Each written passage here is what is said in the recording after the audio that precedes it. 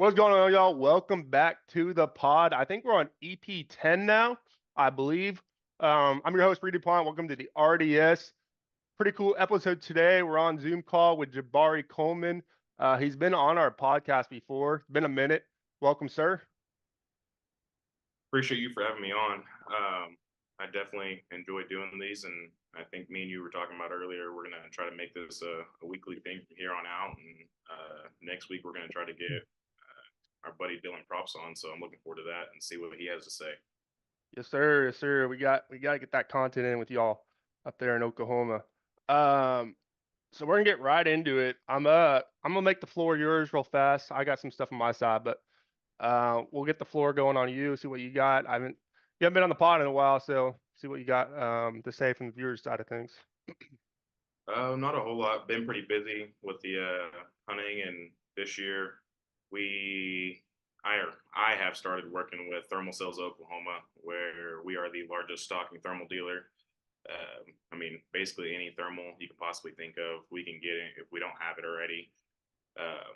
We just went to SHOT Show this year, and it was great. It was great getting to see all the new scopes that are coming out and talk to all the salespeople and seeing what their side of things. But what I really wanted to talk about was what we had planned for hunts wise this year. Me, you, and Dylan talked about wanting to be pretty active this year towards the end of the year. Obviously, have our turkey tour, Yes, sir. fall turkey tour, our deer hunting down there in South Texas at the end of the year. But we want to get you and Carson and the rest of the group up here to Oklahoma, as well as go up to South Dakota. We had a guy message us the other day and said he wanted to get our little group up to South Dakota to go pheasant hunting, and I think that'd be an absolute blast. Nah, that'd be crazy. Also, there at the Jip Hills Guest Ranch in Medicine Lodge, Kansas, they wanted us to come out and come waterfowl hunting, duck or on a duck or a goose hunt, and I think that'd be a lot of fun. They have tea out there or no? Is it mostly big ducks? I'm sure they do. I'm not that big into waterfowl hunting. I've done it Yeah. a handful of times, but my main thing is the thermal hunting right now. So you're putting thermal ahead of everything currently. Thermal on head of everything. I used to And daytime. what does that entail? Like, is I know obviously you're hunting yotes. Is it mostly just strictly yotes, or are you? Yeah, mainly strictly yotes. We will hunt. We'll shoot pigs, obviously, if we see them, or if we have somebody special out that they want to go out and look for pigs. Then yeah, we'll go look for some pigs and shoot them. Get into a few groups, but it's mainly coyote hunting. That's just what I've tried to perfect the past year and a half, 2 years since I've been in it. And I got you in it. I've had your brother down to Oklahoma a few times and his buddies, and we've had a pretty good time. So hopefully this year, within the next couple months, pups will be coming out and be able to get you down here to Oklahoma. And I know we've had a hard time down there in South Texas calling some coyotes, but hopefully we can get you on some here in Oklahoma. Yes, sir. Yes, sir. That's always fun getting out nighttime, thermals, whatever, calling some dogs in. Once Um, it get a little bit cooler, it's pretty hot right now. yeah, it is. Honestly though, dude, I was out this tonight and it's pretty like windy. I don't know if it's from that hurricane or whatever, but it's like it feels nice out right now. Yeah, Um, what hurricane is it right now? it's Barrel, Hurricane Okay. Barrel. It's a Cat 5, but we're supposed to get like some rain and some wind next week. I think like Monday it's hitting here. But yeah, so anything else you got on your side of things? No, not right now. I mean, I'm sure I'll have some more things to talk about. Yeah, yeah, yeah. So I wanted to bring up, obviously there's 1,000 routes to go, especially with you in terms of, I mean, we could talk just a whole podcast, our podcast just about coyote hunting, Oh yeah. or thermals or whatever. But I want to bring up, it's off season, deer hunting. Obviously I'm a big deer hunter. Um, it's off season. We're in, it's, almost dead of summer. It's July. It's July, right? People are often, asking questions. What are you doing during the off seasons, during the dead of the month, dead season? There's not much going on. From your take, we can talk about waterfowl, bird hunting or whatever, but just for deer, how are you approaching it? We're here at July, whatever it is, 3rd, on to when the deer season starts in September, October, November. What's your approach? What's my approach right now? I'll deer hunt a little bit. Mainly, it's my cousins that are a lot bigger into it, but and I'll piggyback off them a little bit. I think this year I'm gonna try to get back into a little bit heavier than I have been in a few years. So right about now, it's time to start getting cameras out.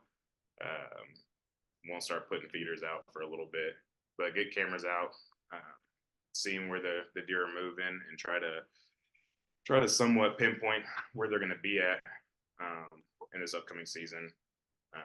It's a little bit easier to hunt them early bow season because you can pinpoint where they're going to be at, what time they're going to be moving, things like that before the rut comes. But yeah, I mean, mainly just get cameras out and see what you got and what the amount of land that you have. That totally depends on it too. So get cameras out and see where things are going to be moving at and pinpoint them. That's going to be your best thing to do. Are But are you doing once the any rut kind of starts, once the rut starts, that's a whole different ball game right there. You can't pinpoint those deer. They just run and run and run and run and run. right?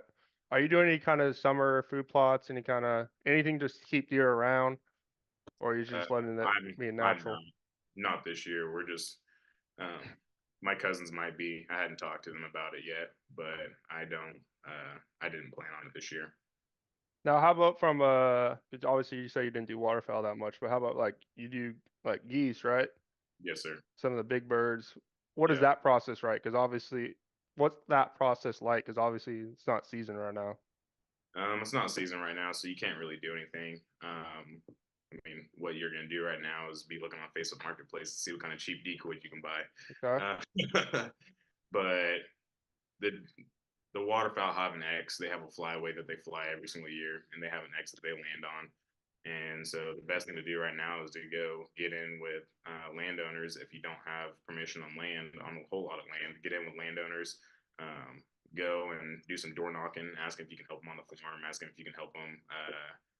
Harvest should be about over right now, so there's a million different things that people can do to help a farmer out, and that's going to give you major brownie points to get permission on their land, and that's what I would recommend to do right now.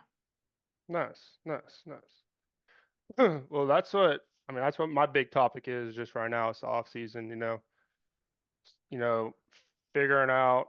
I mean, it's dead season down in South Texas. It's hot. I mean, we're in the 100 degrees every day. So That's how it's been here in Oklahoma. I think the past 10 days. I don't know if we've seen a day that's been in the 90s and the highs.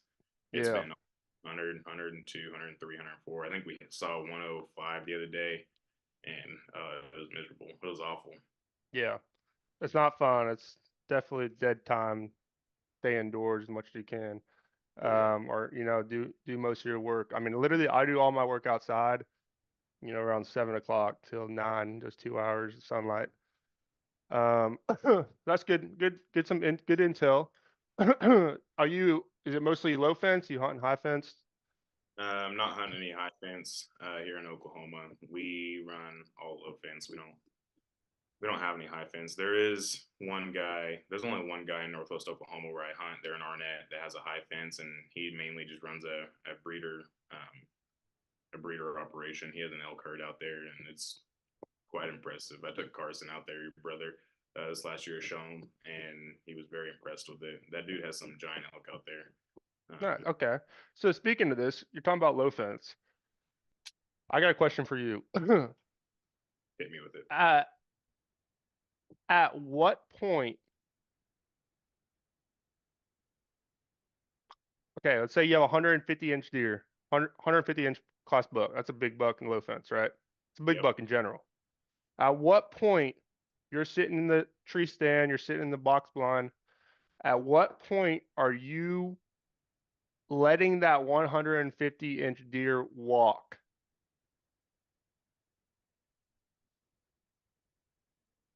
Are Mm, you? that's a tough one right there. I mean, you gotta if you know what you're looking for, that's gonna help you a lot. But if you're pretty good at guessing the age of the deer, I mean, if it's an older deer, then obviously then you're gonna either pull the trigger or let your arrow fly. But if it's a young deer and you can tell it's a young deer and he has potential to grow, um, then I say let him walk. But also there's another key factor in there where that deer going to be running at if you let him walk.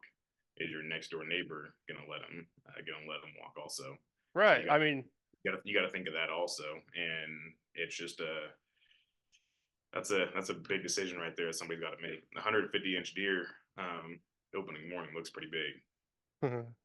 yeah, I mean, I got guys up in Tennessee, they're hunting on top of each other. They're stacked up on top of each other. They're They're not not letting anything pass. a 150-inch deer walk. And at the end of the year, they're wondering where the big deer are at. Where are they at? I haven't seen a big deer in years. What's the problem? What am I not feeding them correctly? And da da da da. When in reality, you're not letting that deer pass, which it's hard because I mean, if you're not gonna let it pass. If you're gonna let it pass, someone else is gonna take it. I mean, that's just what's gonna happen. Yep. So it's, maybe building a community around you, some kind of, yo, let's get together, let's have some kind of group chat and, let's let all the 150s pass this year. Something like that would be a great tactic coming into the season. But it's just something I wanted to throw out there and see your side of it. And there's like you said, there's a thousand different ways you can go at it and think about it, but you're not going to have that much time to think about it. So in the split of a second, yes, somebody's definitely going to shoot a 150-inch deer. I mean, say that you got a piece of private land that you're hunting on, and public land butts up to it. Right. That out of state hunter that's coming in from Tennessee on that public land isn't a 150-inch deer walk. There's No, no. no. Um, so yeah, it's just depends on what you have in mind and if you want to shoot it or not. Are you, Now, oh, go ahead. with you down there in South Texas, um, to be able to get the 150 plus inch deer, what's your feeding like? Like when do you put out Yeah. On the low fence side or high fence side? low fence? We can talk On the about low, both high fence. yeah, low fence. So honestly, low fence, we just keep it all natural. We're not even feeding protein on the low fence side, just because how much protein costs to feed, deer. Um, and have that run on the low fence side just doesn't make sense for us. But then again, we're in Derby, Texas, D-Tex in Derby, Texas. We're in the Golden Triangle. It's known to just have big natural deer. Um, so we don't do anything in terms of management or anything on that low fence side. Although we do kind of management in the way of, we're not wiping everything out that we see. Obviously, I've taken a 160-inch buck, 160-inch 10 point off the low fence side. My buddy Cole Gray, he shot a 164-inch 11 point off the low fence side. I've had buddies shoot 135. Connor Spencer Beatties shot some, pretty bucks on that low fence side. So there's deer that just produce, and it's more of let's be management, let's be smart about it. Let's shoot one a year, and let's call it quits. Shoot one big buck a year on the low fence side, and just let them grow, feed on the natural vegetation. There's a lot of oak trees down there, so you got those oaks, those acorns that they're eating. Freer rivers running through there, so they're getting plenty of water sources. And who knows whether kind of crops are growing on other properties that they're munching on during the off season. So that's our kind of take on it on the low fence side. Obviously, on our high fence side, we're running protein double down. Gosh, 5 months now. Started in March, April, May, June, July. Yeah, 5 months. Will end in about a month. So they're going to be, 6 months hard on protein. Obviously, they got all the lakes and ponds, water sources that they need. Um, and obviously, it's a little different on the high fence side because we got summer food plots going. So they have the resources to grow big.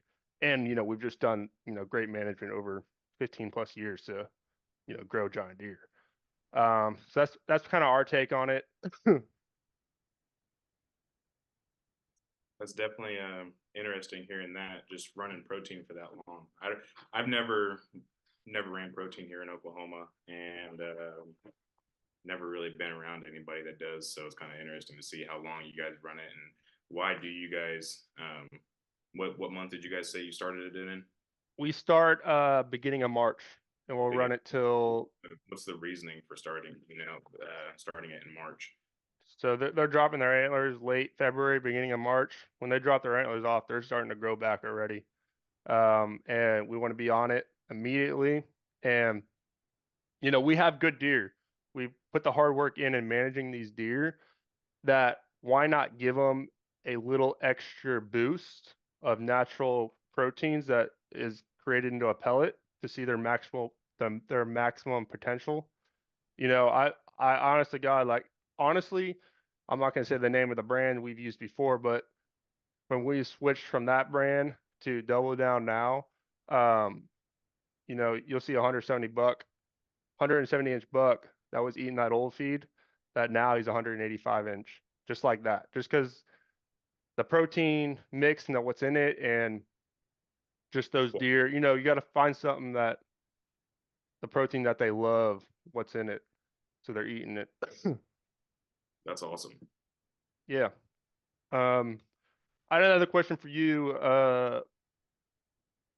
Obviously, DTEX Whitetails, we did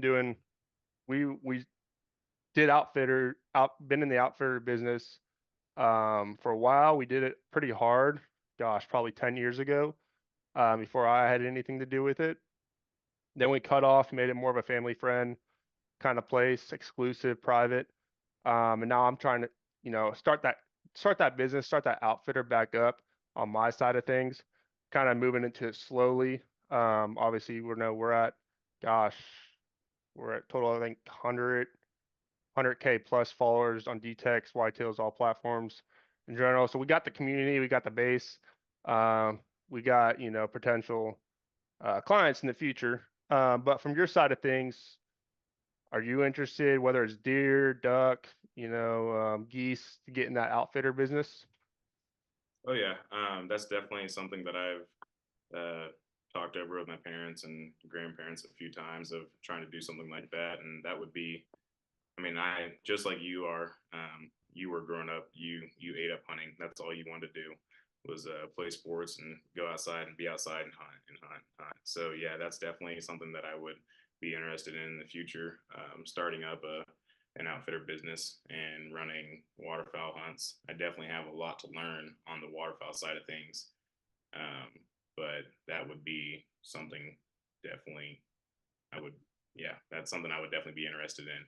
Now the deer side of things, it's that's a whole different ball game right there. You got to have a whole lot of land. I mean, you can't run an outfitting business on 200-300 acres. You got to have access to a lot of land to do that to guarantee, because that's what you want to. That's what you want to be the best outfitter out there. You're not going to open up an hunting outfitting business to just produce and have people shoot 120-inch deer. You don't want that. You want people out there shooting 180-inch deer, 190-inch deer, and being able to guarantee a certain amount at least. So I'm not disagreeing what you said, but are you saying that the less land you have, the smaller deer you have?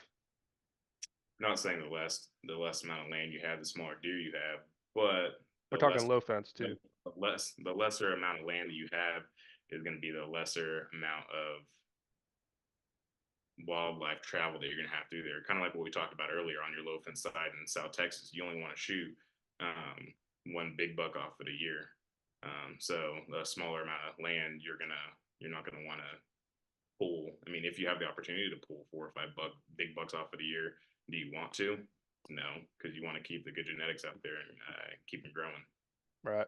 So I mean, technically, you could test it, a year here or there for a year.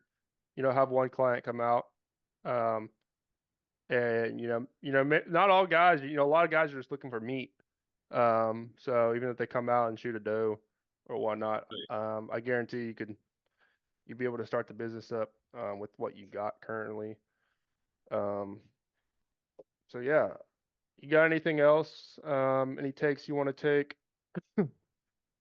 talk about, whatnot? I think that's it that I've got for today.